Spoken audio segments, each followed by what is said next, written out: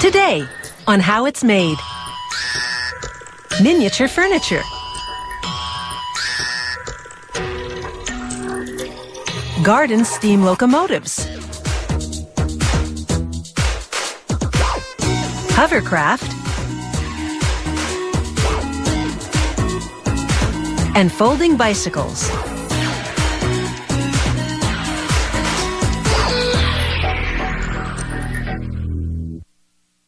Selecting furniture is a matter of scale, especially when it's a dollhouse.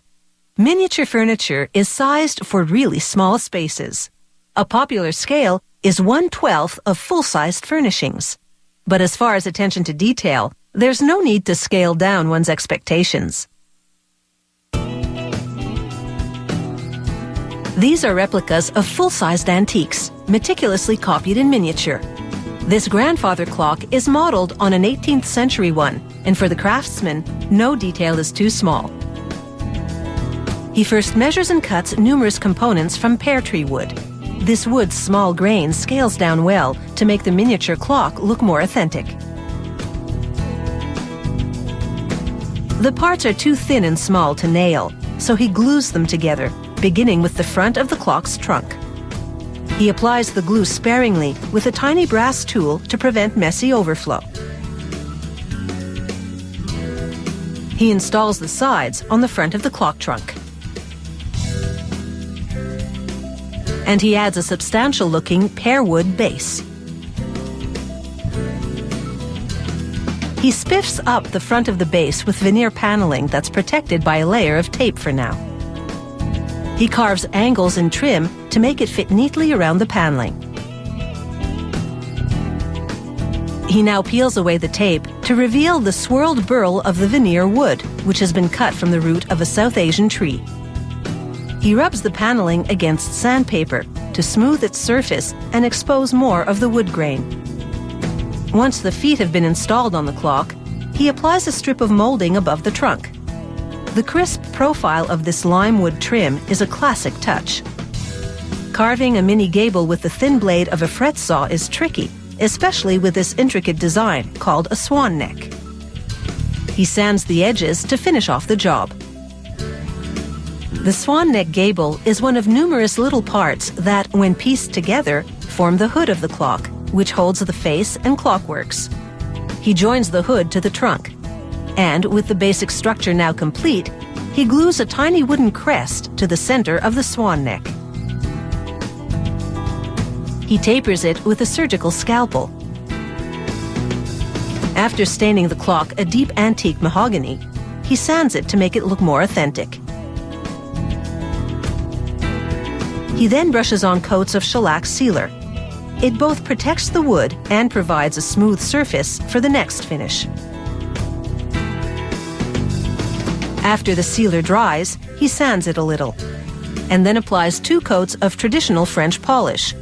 This mix of alcohol and shellac gives the cabinetry a high gloss finish. Once it dries, he buffs the wood with wax to enhance the sheen. The clock door, with its exotic veneer, is also stained, polished, and waxed. Then, using tweezers, he positions tiny brass hinges on the door.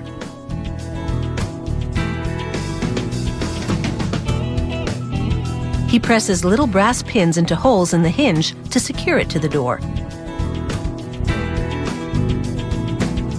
He files the pinheads until they're flush to the hinge. He now dips the pendulum and its weights in acid, which gives them an antiqued finish. He installs them in their compartment in the cabinetry. He now sets the clock upright and paints the back basic black. He inserts a piece of clear acrylic into the opening of the clock hood. Acrylic has a slight wave to it that looks like old glass. This small watch movement is what will make this mini grandfather clock tick. Using double-sided tape, he attaches it to the dial. He fastens the hands to the clockworks shafts, and then he lowers the dial and clockworks into the hood compartment. He signs the back with a paint-filled pen, which makes his signature stand out against the black background. And finally, he glues a tiny tassel to the door handle. Including drying time for the various finishes, it has taken over 3 days to make this miniature grandfather clock. No small effort, but it's the little details that make a difference in a small space.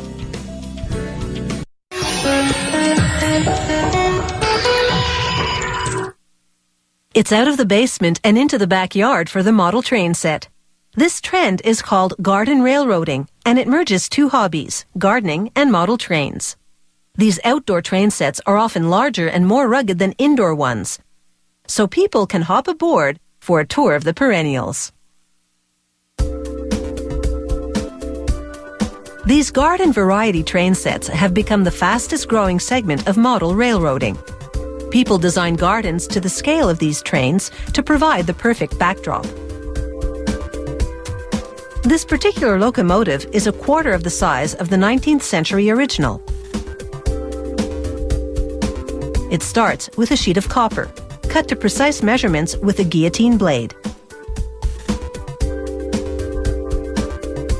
An employee then turns the crank of a machine to curl the sheet into a cylinder shape.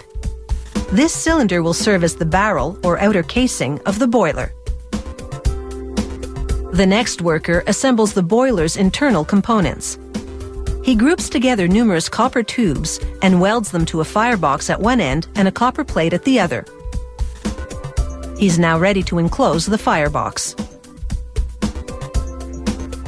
He installs it on a base plate and then builds a protective shell around it. He then encases the heat tubes in the barrel. These boilers come in various sizes, depending on the scale of the locomotive being made. Next, a lathe spins as tools contour a bronze cylinder. This sizes it to fit a piston that sets the steam engine's wheels in motion. The cylinder on the right is the one that's just been machined. More tools transform basic steel discs into the train wheels. They make 4 wheels per locomotive.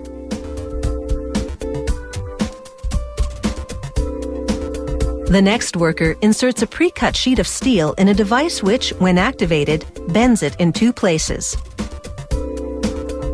The folding action shapes the sheet into the locomotive cab. Then it's into the paint booth for 7 coats of epoxy paint. This gives this model train cab a heavy-duty gloss.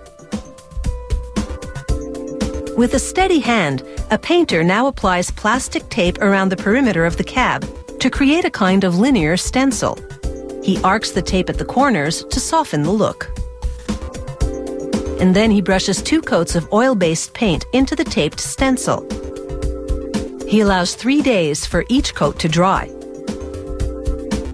Then he peels off the tape to reveal the crisp, clean lines that now frame the cab. He adds a black border next to the white to give more depth to this custom paint job. They carve a piece of bronze into a valve to control the flow of steam to the piston.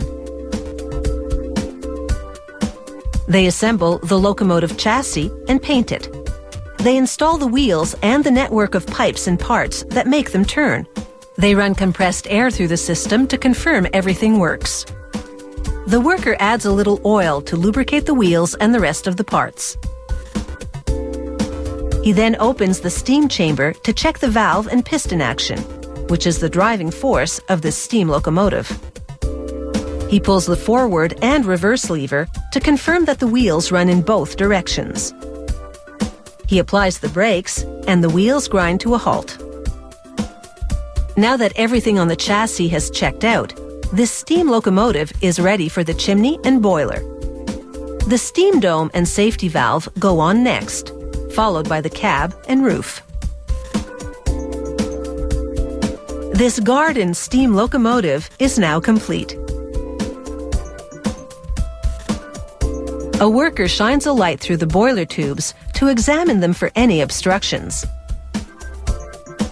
He pokes a brush through them to be certain, and then gives them the all clear.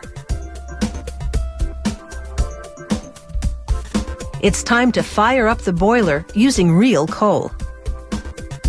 Hot gases flow through the tubes to heat the water in the boiler. Like a big kettle, this locomotive builds up steam. The pressure increases until it's ready to roll. Aboard one of these garden locomotive replicas, one can relive the heady days of steam engines.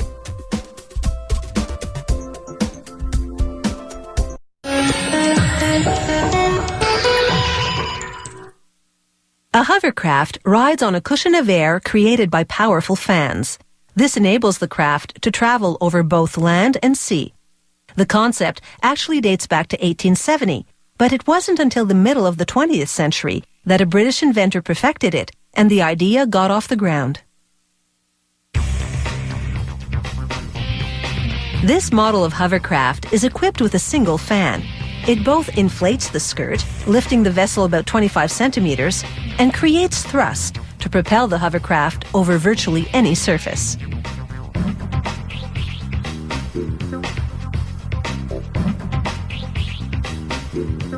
Production begins with a hull made of lightweight polyethylene.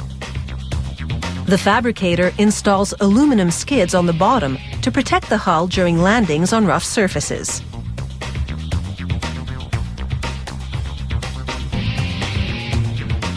He screws plastic attachments for the hovercraft's skirt into pre-marked positions on the hull.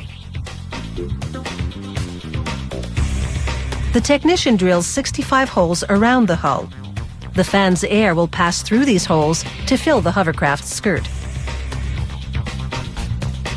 The hull consists of a thick, hard outer layer and a low-density inner layer that makes the material buoyant. It's what keeps the hovercraft afloat during stops on water.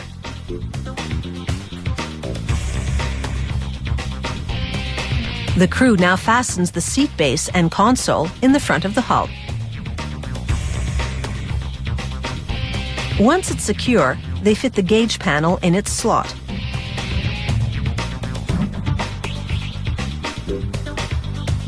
The team then moves to the back of the hull to install the drive belt, pulley, and the main drive frame. This pulley will transfer power from the engine to the fan. Once they confirmed everything moves freely, they assemble the fan to the main drive frame with high-tension bolts.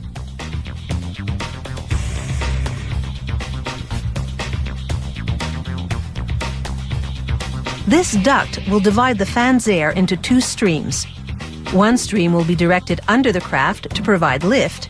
The other will be routed out the back to generate thrust. They now return to the cockpit to attach handlebars to a steering mechanism.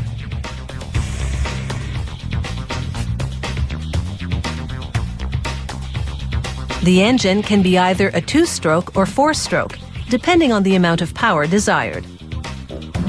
They connect it to the drive assembly and protect that connection with metal casing. Once the engine has been bolted into place, they equip it with a radiator, an air filter, an exhaust system, and a waterproof box containing the electrical components. Then they connect the fuel tank to the engine and cover the engine with a polyethylene hood to keep it dry. They install seating, including a rear bench that accommodates 3. Then the installer attaches 2 rudders to the fan duct. He links them with a bar so they'll move in tandem. These steering parts are made of marine-grade steel to prevent rusting. A quick check confirms the rudders are operational. The hovercraft skirt is made of the same material used on shoe soles, sturdy polyurethane nylon. They assemble the skirt to the hull in 65 different pieces. The worker loops each segment over a side bumper and secures it with a steel clip.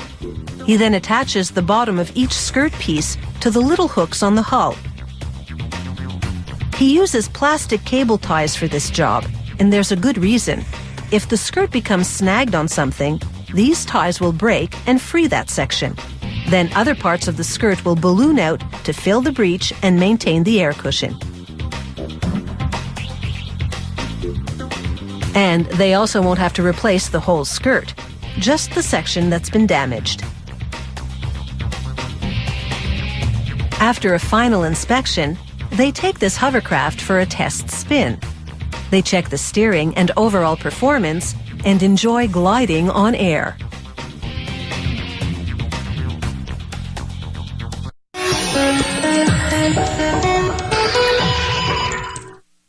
A folding bicycle is a compact set of wheels. In seconds, it folds up into a neat little bundle less than a third of its full size.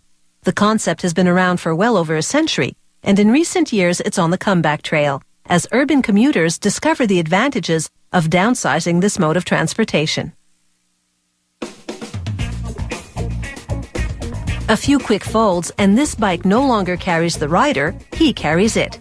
The bike can then be carted onto public transit or into the office, and that makes it a handy way to get around town. Manufacturing begins with the main part of the bicycle frame. They lubricate the rim of tubing, which makes it easier for machinery to pinch that end. The next machine uses several blades to trim the pinched end and cut a small groove. These exact cuts will enable the team to precisely install a hinge to the tube.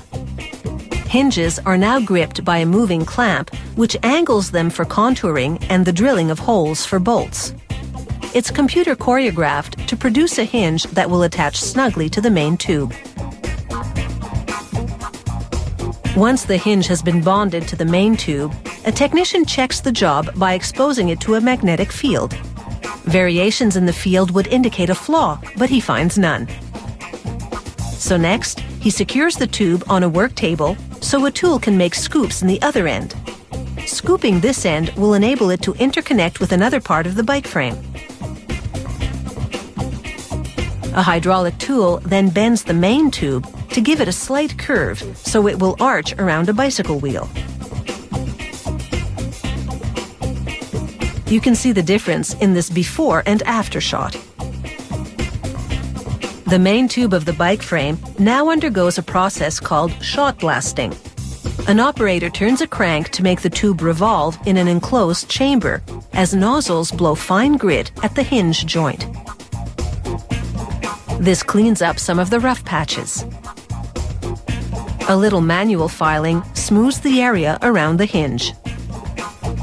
Smaller parts of the bicycle frame take a tumble with ceramic bits, and this agitation action improves the finish on these parts.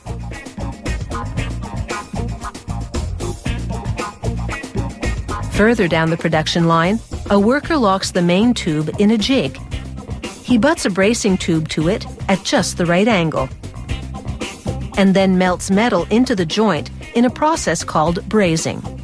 As the metal cools and solidifies, it seals the two parts. He now fits the bottom bracket onto the scooped end of the main tube and brazes them together. The frame of a folding bicycle is much more complex than that of a conventional one-piece A-frame bike. There are 6 parts to assemble in tight alignment, and that means there's absolutely no room for error. Once the main frame assembly has been painted, it's ready to be joined to the rear frame. He attaches it by bolting the hinge. He twists the bolts to just the right torque. He tests the folding and unfolding action of the rear assembly, and then checks the lock to confirm that it functions properly. He installs the steering mechanism and wheel fork in the front of the frame, and bolts the front wheel to the fork.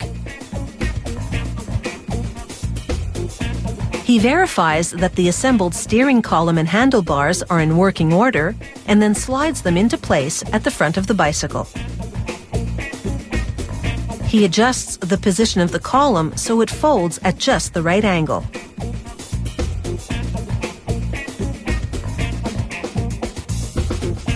He then attaches the rear wheel along with the gear hub to the frame. He secures the chain wheel and pedals to the bicycle and fits the chain into the sprockets, joining the two ends so the chain will travel in a perpetual loop. He flips the bicycle around to install the seat. And it's time to fold. The rear frame flips neatly under the main tube assembly. The front wheel locks onto the rear frame. Sliding the seat pillar down locks the fold, and he lowers the steering column. After a final inspection, this folding bicycle is ready for the big city. And when dodging traffic becomes too much of a hassle, its owner can always fold and take public transit.